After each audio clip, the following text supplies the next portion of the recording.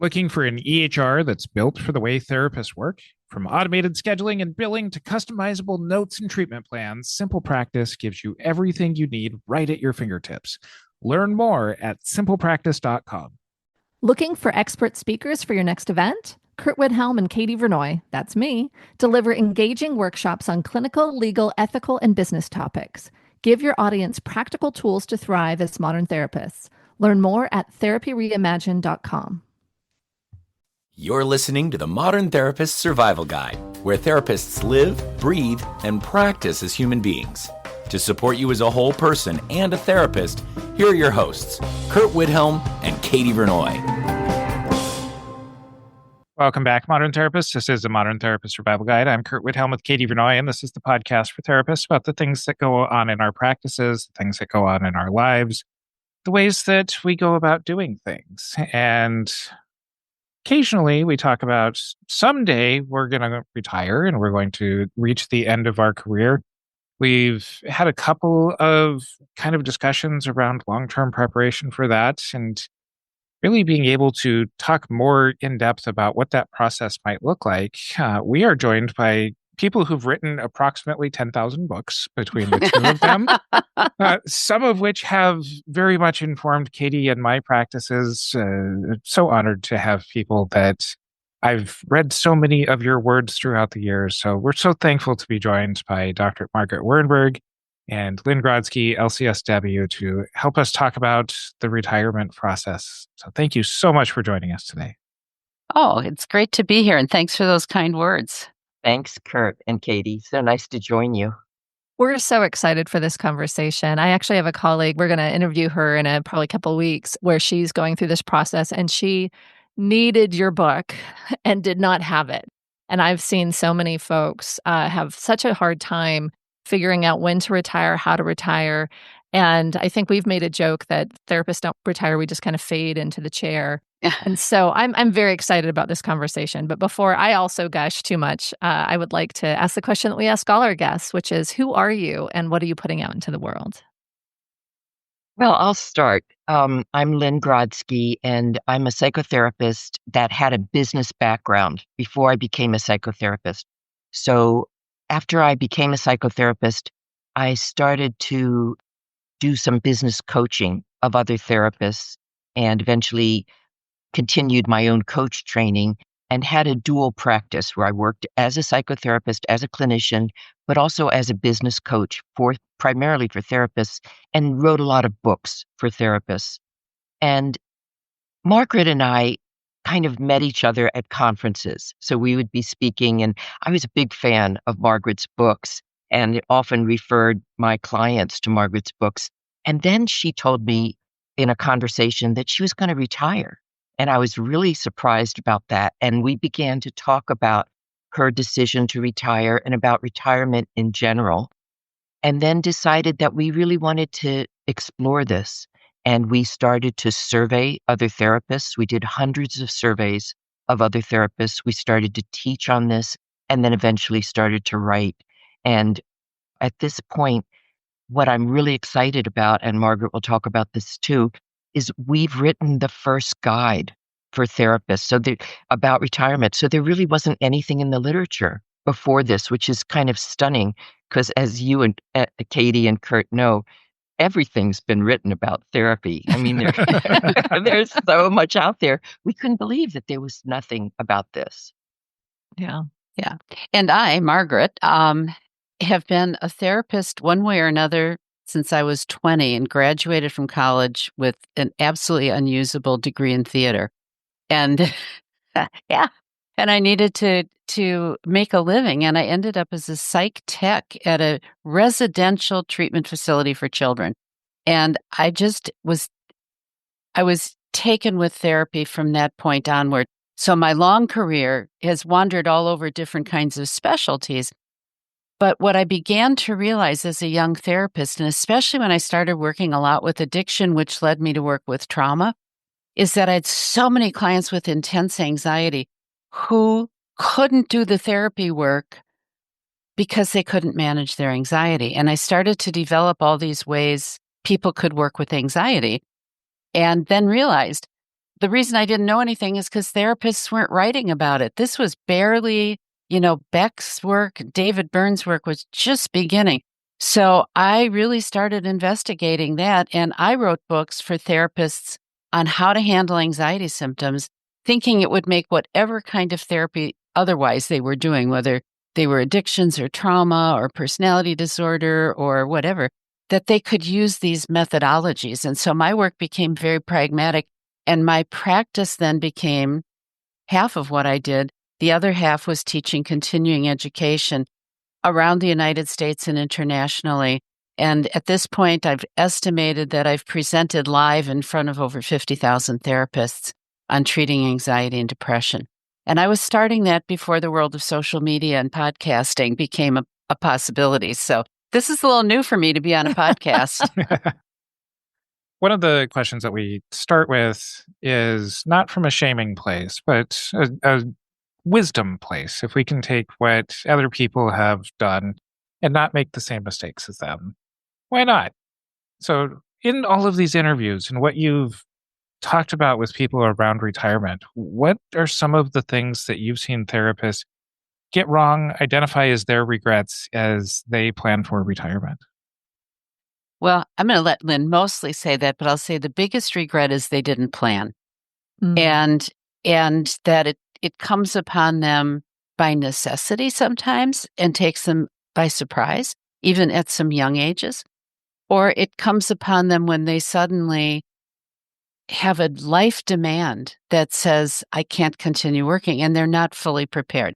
I want to let Lynn say something because there's something about this that is really significant about why we wrote.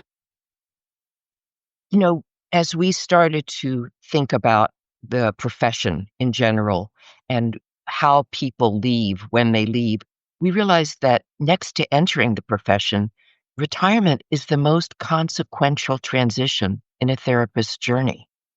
And yet we don't know how to do this, and we're not talking about it. And we looked at some models to try to think about what would make sense for therapists. And we looked at the Readiness for Change model that many of us learned about early on, the Prochaska model. And in many ways, it felt like it was relevant. So we created a Readiness for Retirement model based on that, those steps of change. And we now feel that these steps of readiness are key. And this is what's going to allow a therapist to have an ethical ending and a successful ending and a compassionate ending. And those are the things that we all want when it comes time to close our practices. And, Curt, as you said, we're all facing this. We're all going to get there at some point. And I want to add that we've taught some webinars on this topic, and we've had people all different age groups. And I was very struck by a therapist who was in her mid-40s who said, obviously, I'm not planning on retiring anytime soon. But now that I know this Readiness for Retirement model, I'm going to know how to follow a process that might start as soon as 10 years from now, but I'm going to be thinking about it. And we have a stage we call pre-contemplation, where it's going to be in the back of her mind. How is this going to affect me? But the other thing I think is almost all of us have worked with therapists and other professionals in our therapy practice who are going to retire. And the information in our book is very relevant to any retirement process, even though it's highly focused on therapists. What's the Readiness for Retirement model? What does that look like? What does that include? Well, that includes 4 stages. Okay, and we start with pre-contemplation. And many therapists know that pre-contemplation stage is when you might be in some denial. I'm never going to retire. I just had an 83-year-old therapist say to me, I don't need your book because I'm never going to retire. And I thought to myself, wow, you are at some point. We all are. So this pre-contemplation is a way to build self-awareness for the therapist. And we, in our book, Letting Go of the Work You Love, we map these stages out throughout the book. The next stage is really kind of, for some therapists, it's like the meat of things. And that's the contemplation stage. which is looking at how do you end with your clients and how do you prepare them and prepare yourself for what is known in the profession as a forced ending. Many of us, when we come to start to work with a client, there's kind of this unspoken agreement. We'll be here as long as you need me. I'll be your therapist as long as you need to be in therapy. So when a therapist decides to retire or needs to leave or needs to close down her caseload, this is not with the sanctioning of the client, who can feel a lot of upset. So those are the first two stages, and I'm going to let Margaret talk about the next two. There's 4 stages. So pre-contemplation, contemplation, and Margaret, tell us about the next 2. Then we have preparation and action. And I am kind of the model child of whatever the right word is. I'm the model for how to do this wrong, because I went directly from pre-contemplation practically to action, just vaguely doing preparation, because I had done financial preparation, but other things I hadn't. And that's because I didn't have this book. I realized I had been in pre-contemplation for quite a long time. And I knew I would retire, sometime around 70 or early 70s, that I knew that I wanted to have time for other things. But one day I was probably 68 and 67, maybe even. I was driving to work and I said, I don't want to do this anymore. And I will tell you, for 50 years, I said, I love my job. I love everything about it. It is endlessly fascinating. And then one day I realized I'm just tired of doing this, which is very different than saying I'm really tired and I need a vacation. So I hurried through the preparation stage, which is really the stage where you should be thinking very deliberately about, when am I going to do this? What steps do I have to follow to ethically close my practice? How am I going to tell my clients about this? What timeline do I need to have? The only thing I did, which was quite by accident, was realize that somewhere along the line, I needed to stop taking trauma survivors, because I knew that they often have a very long trajectory in therapy. So by my mid-60s, I was not anymore taking a client that I knew that knowingly had suffered trauma, because I knew I couldn't stick with them till the end of their therapy. And so I had started preparation by saying, who can I take as a client and who not? Now, sometimes we have therapists who are not private practice therapists, who are involved in agency work or running programs or supervision or teaching. And their stage of how they're going to move out of those responsibilities also has to be taken pretty seriously and prepared for. So once you've done the preparation, I know how I'm going to do this. Then the final stage is taking action. And we spent quite a lot of time talking about this. And I really especially want Lynn to spend some time talking about this, which has to do with what is it like when you start saying to people, I have to say goodbye now, and how that affects you, the client, the practice, and all of that. I hope I'm not leaping forward and dumping on you, Lynn, there. Okay. Yeah, so, with action, we're doing 2 things. In this book, we're looking ahead at how you retire, but we're also looking backwards to say, what did I do? And what was purposeful? And did I leave a legacy? And what's the new normal going to be like? And is there an identity once I've loosened my professional identity, which is a big thing that we talk about? What new identity might I have as I'm, moving towards retirement? So there's a lot to look at that's both kind of bittersweet in this stage, but also can be really exciting and like doors that open for people. And we talk a lot about, how do you know when you should retire? And we identify what we call push factors and pull factors. So obviously one of my push factors was saying, I'm tired of this. I need, okay.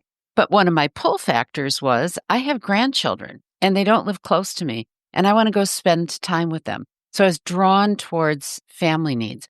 But there are many other push factors, and some of them, as we get older as therapists, and to me, you, Katie, and Curt are models for this of moving into and embracing new technology and new ways of communicating.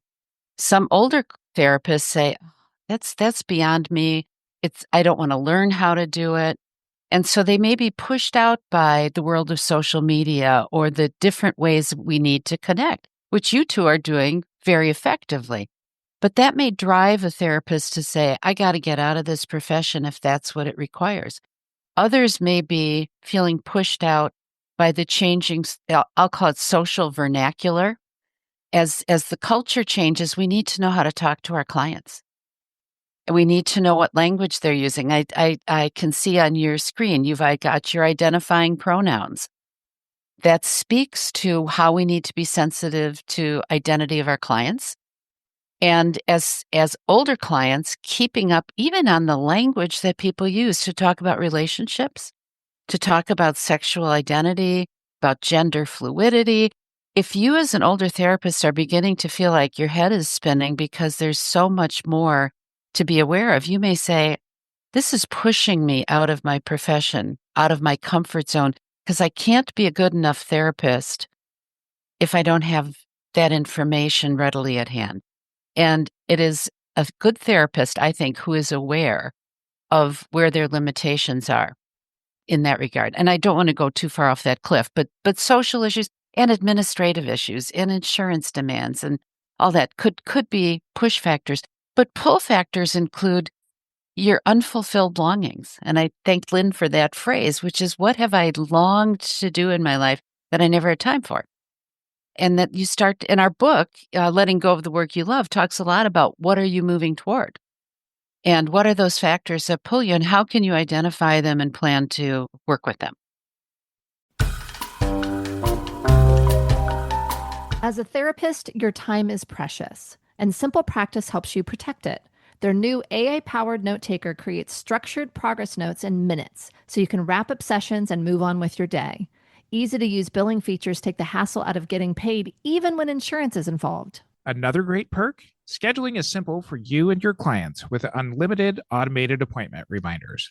Make the most of every day with an all-in-one practice management solution that lets you focus on the work that matters most, connecting with your clients.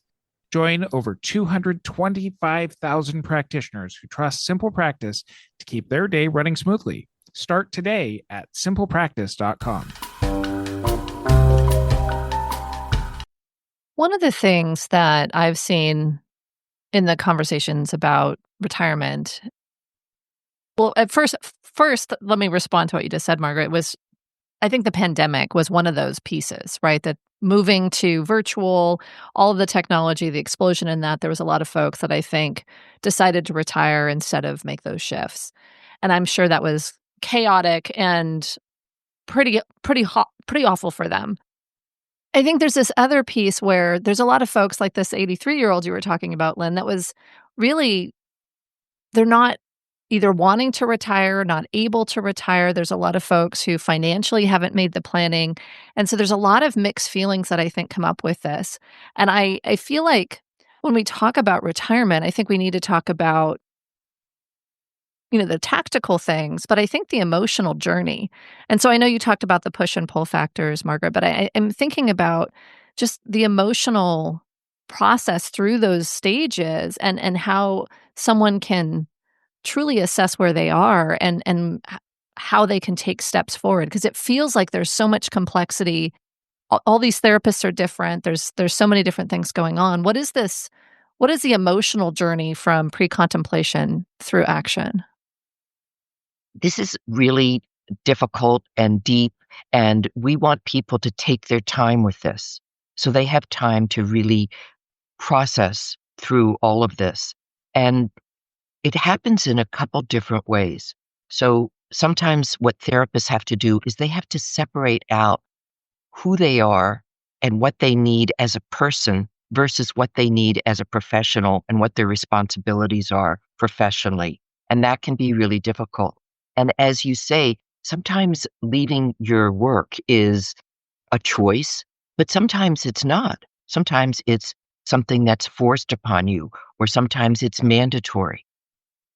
And sometimes it's not financially possible to leave even though you're ready to. So sometimes it's a have to versus a want to. And there are boundaries that you have to set.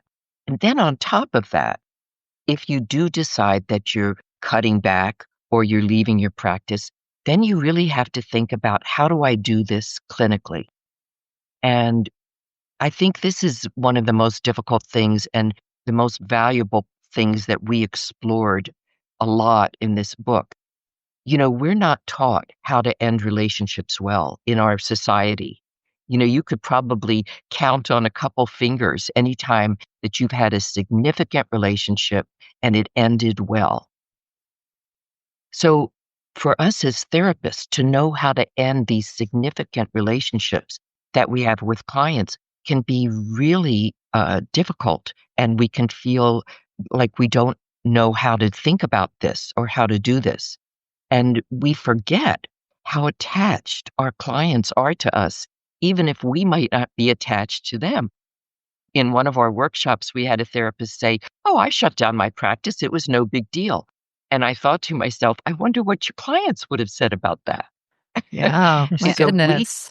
so what we decided was really useful is we looked at attachment styles in ending. And, because as therapists, many of us have been trained to think about things in terms of attachment. And we could look at our clients, we could go through a caseload and say, what do I think is the attachment style of this client? And what could I anticipate is likely to happen in ending? And how could I communicate that and educate this client so we could have a constructive ending? And that's where I think a lot of light bulbs go off for therapists, is to think this could be good. This could be positive, not just for your clients, but then therapists need to think about their own attachment styles and how that's going to play in. So there's a lot of work you need to do first before you make the announcement to your clients about, I'm leaving in 3 months or 6 months or a year.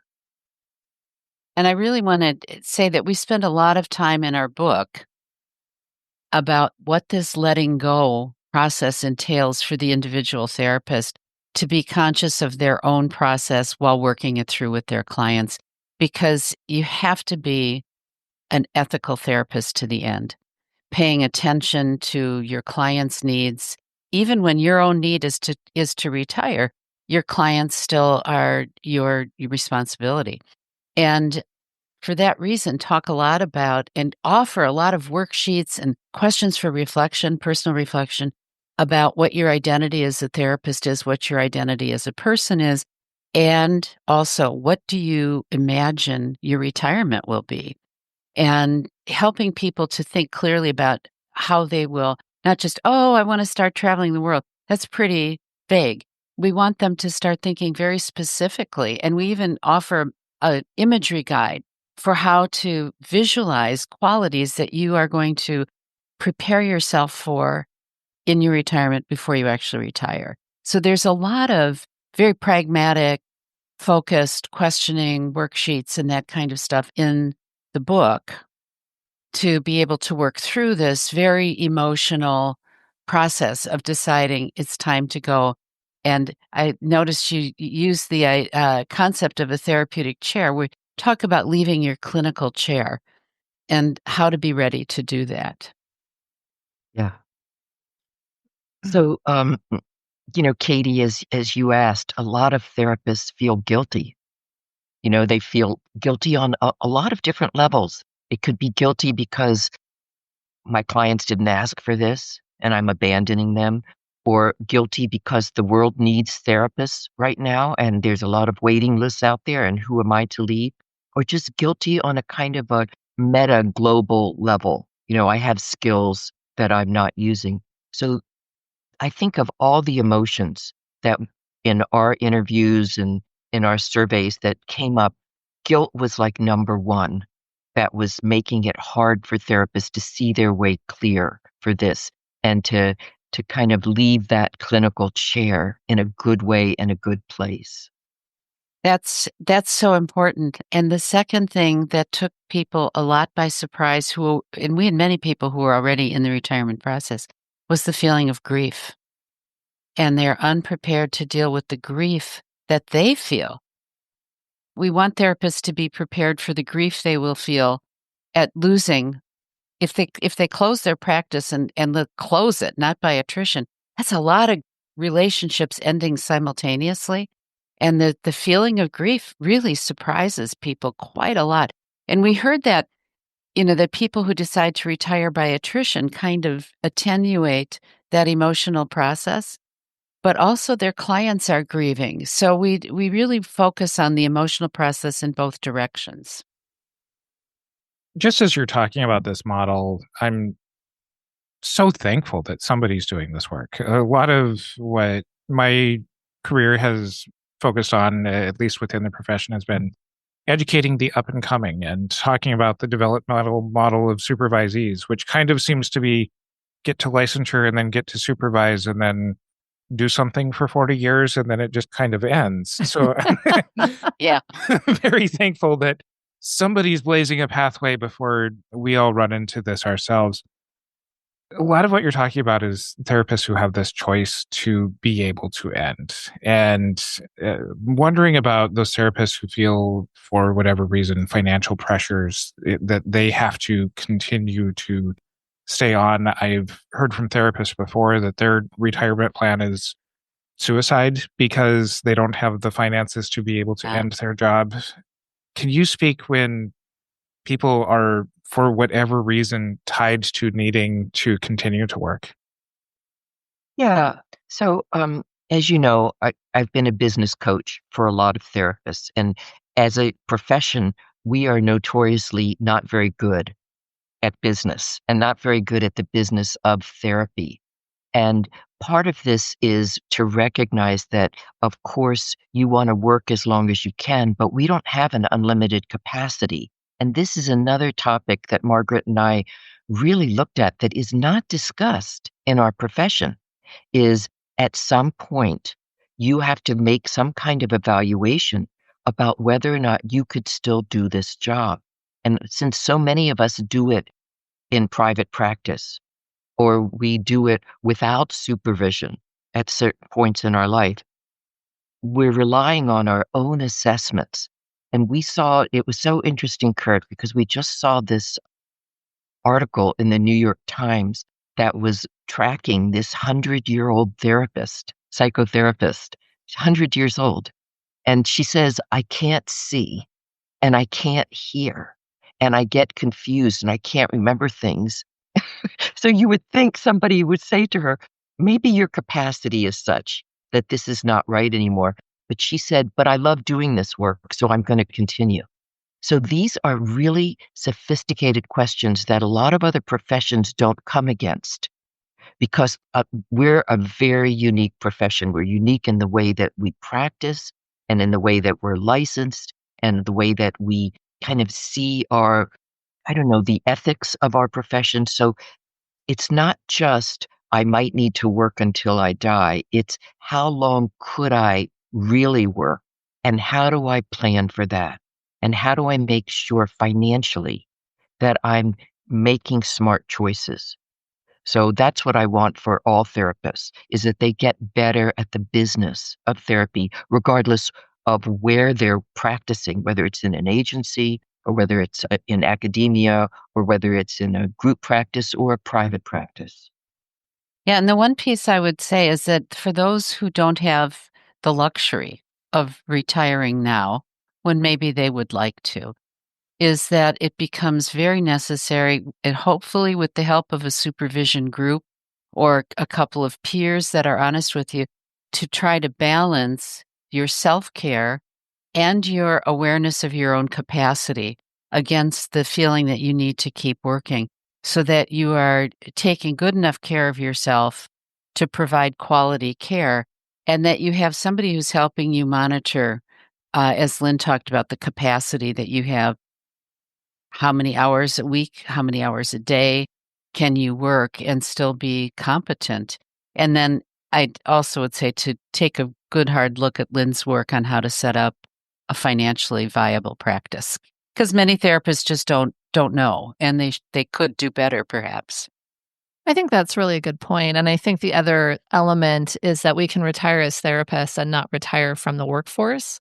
And I think there are times when that's absolutely the opposite, where someone has therapy as their retirement career. And so I just wanted to put that in there because I think the work that we do is potentially challenging enough that if we don't have the capacity to do it and we still need to be able to make some money to live off of, there might be a different job that we are more competent to do. So I'll leave that there because I think there's some other things that we want to get to before we run out of time. But I think it is such a really messy question to look at is, am I ready for retirement? Can I retire? How do I do this? And I don't know if there's some quick do's or don'ts of closing a practice that we can kind of get to so that folks have a little bit of a take home here for if they're thinking, I got to do this and they'll go pick up the book for the rest of the knowledge. But what are some do's and don'ts? Need dynamic, knowledgeable speakers for your next event, training, or conference? Curt Widhelm, that's me, and Katie Vernoy, that's her, bring real-world expertise to every presentation, covering topics like supervision, private practice growth, and therapist burnout. Our workshops are interactive, insightful, and packed with actionable strategies to help modern therapists succeed. Whether you're planning a team training or a large-scale event, Curt and I deliver high-impact learning experiences tailored to your needs. Book us today. Visit therapyreimagined.com to learn more. Well, let me talk a little bit about that. So, first of all, is you need to know the ethical codes that your licensure requires. And every licensure is different state by state. And, you need to know your code. But in general, what we do is we look at that for general codes, you can't abandon your clients. So you want to make sure that when you decide to retire, that you are making it very clear to them, that you're communicating, that you're discussing with them about potential need for referrals, and that it's transparent. So this is regardless of how you're trained to work, whether it's psychoanalytically or very cognitively, this is a conversation that needs to happen between you and your clients once you start to announce that you will be retiring. And you need to give your clients enough time to end as well as they can, because they're going to have a lot of feelings and thoughts to work through. So that would be probably the biggest do, is to take your time, recognize that you need to not abandon.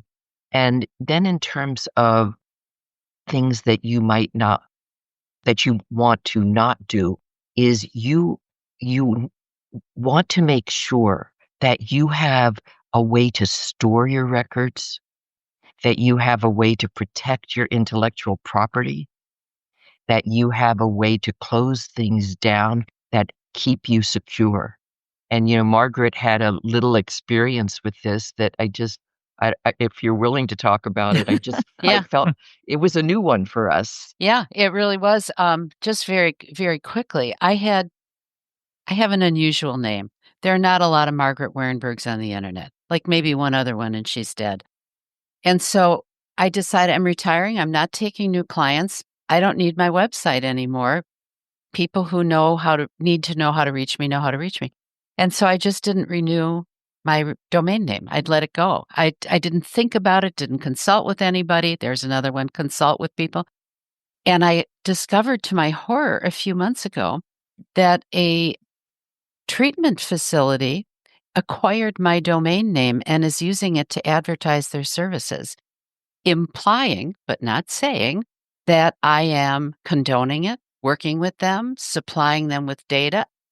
And I never thought that I had that much of a presence that somebody would use my name to advertise. And I thought, I wonder, there must be a lot of therapists who have a certain amount of gravitas because of a professorship or something else. We need to consult with lawyers and or at least other professionals about how they protect their intellectual property. I just was appalled. And so now many thousands of dollars of legal fees and reinstituting a domain later, I'm sadder but wiser about what it takes to close down, because we are not just a person in an office. We have a presence in a community. We have a presence online. Most of us have websites, even if we are not podcasters or vloggers or something, and many people have presences on social media, Instagram and TikTok and Facebook, et cetera. And we have to consult about the requirements of how to close that down. We need to know about the ethics of how to use it, of course, but we need to know about the ethics of how to close it down and also the wisdom of how to close it down so it doesn't come back to bite you. Yeah, and this is we discuss about having a professional will, and you may have talked about that on your podcast, but this is all part of that kind of closing down. Yeah, we had an episode on professional wills that we'll link to in the Good. show notes over at mcsgpodcast.com. Great. In your discussion with people who are starting to become curious about retirement, about ending their careers, in any kind of developmental models, there's always the people who are not quite ready for the discussion yet. But I'm curious about the people who you've started to see who are maybe the furthest out from these discussions that are starting to get prepared for this. What are the youngest of the therapists that are starting to gravitate towards your workshops and your conversations? Well, a lot of them are saying, look, I won't be ready for this for 20, 25 years, but at least maybe this is a book that could be on my shelf. And when I do get ready, I'll know what to do. And there's so many things that are like that for us, just in general, as human beings, right? Where it's good to have a guide when we're finally ready. And I can think of so many places in my own life, even financially, where I knew that I needed to have a financial advisor, but I wasn't ready for that. I was just starting my work and I didn't feel like I had enough money to bring in a financial advisor, but it was good to know what kind of questions you might want to ask of someone like that. So I think you could think of this transition as something like that, Curt, where it's just one of those things that when you need it, at least now there'll be a place that you can go to for those kinds of resources and a reference for that. And because in our book, Letting Go of the Work You Love, we are so focused on the emotional process kind of throughout, even if you were a younger therapist and you paged through the book to see what's in it, you might say, oh, I bet my client who is 65 might be thinking about this issue or that issue, and it might help you feel a little bit more informed. But I think Lynn is right, that it's the idea that in the pre-contemplation, somewhere way in the distant future, I'll need this. They know that it's in their head kind of working. Someday I will retire.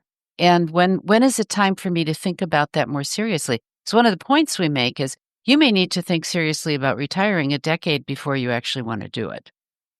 So not like you're going to start closing your practice that day, but there are things you may say, like when I decided to stop taking trauma clients 7 years before I retired. I wasn't ready to retire, but I knew that I couldn't stick with those people. And it's that kind of stuff that if it's in your mind, sort of, you could deal with it. And I think that in our world of we want answers fast and we're going to consult AI, sometimes the emotional process doesn't go as fast as AI. You need some time to let it sit there and develop. I think the thing that comes up for me when I think about this, retiring is a big deal. And it's very emotional. There's a lot of practical things. There's so much going on. And it feels like there are times when people kind of equate retirement to end of life, right? There's so much that goes with that. And as you referred to earlier, this is a personality job. This is an identity job. Like, this is what we do. We are therapists. It's not I'm a person that has a job as a therapist and I go and clock in and clock out. It's I am a therapist. And it feels like if we look at end of life work as well, there's a lot of focus on legacy and on how we as humans can hopefully, like you've now done, Margaret, protect our intellectual property, but also that we can protect the impact or at least understand the impact of what we've done as we come to a close in this important part of our lives. And so I know that you guys have, I'm sure, covered this well in the book, but if we can, before we close up today, maybe talk a little bit about what legacy work looks like for the professional elements of our identity. So many of our workshop participants said it never occurred to them to think that they could evaluate their legacy. And they were so thrilled to be able to do that. So first of all, we offer some specific journaling questions and some worksheets for how to think about it. But a quick idea is every one of us has an impact on the people in our personal sphere of influence. So everybody that we work with is also going to take our work and influence other people. And that a therapist in the world of how many likes and how many followers and how many thumbs up do I get, that's really not what we're talking about when we talk about legacy. We're talking about who has benefited from a relationship with us. And people are stunned when they start to evaluate over the years how many people they have had an influence on and the ways in which that influence may ripple out into the world. So we offer some ways to think about that. Lynn, I don't know, do you have another comment you want to make about legacy in relation to that? Well, I can just tell you that for a lot of therapists, Margaret was the one who introduced this idea into the book, this idea of a legacy worksheet. And when we watch people in our workshops, and we are giving lots of workshops around on different platforms all during the year about this book, it's kind of remarkable to see how this affects therapists, to realize even if I close down my practice and there's no gold watch and only the current clients that I have know that I'm leading, to realize I can start to claim what a difference I've made in the world as one person. I always thought it was incredible to be an author. And, I live in Silver Spring, Maryland, and I just write out of my own little office. And that to think that you could have an impact where people, across the world are reading your books, it's like, isn't that remarkable? But therapists do that too. Even if you've never written a book, even if you've never given a talk, you are having an impact. And I think this part of the readiness model that we do in the action stage as the last part of the model, it really helps people step away and feel like I've done enough. And we focus on that phrase, I've done enough. And how do you get to the feeling of I am enough? It's an important concept for sure. Where can people find your book? Where can they follow you, find out more about all the wonderful work that you're both doing? The book is published by PESI, and it's sold through PESI.com, or it's on Amazon, of course. And this week, it's #1 in new releases in psychology and education and training on Amazon. We're just thrilled. Congratulations. Thank you. And we're also doing a lot of speaking to support the book. And people could go to either one of our websites. My website is privatepracticesuccess.com, and you'll see a whole section there of the talks that we're giving, the workshops that we're giving, and how to register. And my new website, my new domain name is realmargaretwehrenberg.com. Love that. And of course, your books can be purchased through your local independent bookseller, and it can be purchased through Barnes & Noble. So there are a lot of different places that you could go to acquire the book. And of course, on our websites, there'll be a way that you can click to buy the book as well, if you don't go to the ubiquitous other bookseller. And just so everybody can make sure to find it really well, what's the name of the book again? So the name of the book is Letting Go of the Work You Love. And it's a workbook. The subtitle is a workbook for therapists to prepare for retirement, close a practice, and end a career with integrity. And it was just published in August of 2025. So it's brand new. Yeah. And we will include links to all of those places that you can find it. And you can find that in our show notes over at mtsgpodcast.com or on our social media. Join our Facebook group, the Modern Therapist Group, to continue on with these conversations. And until next time, I'm Curt Whithelm with Katie Vernoy, Lynn Grodzki, and Dr. Margaret Wehrenberg.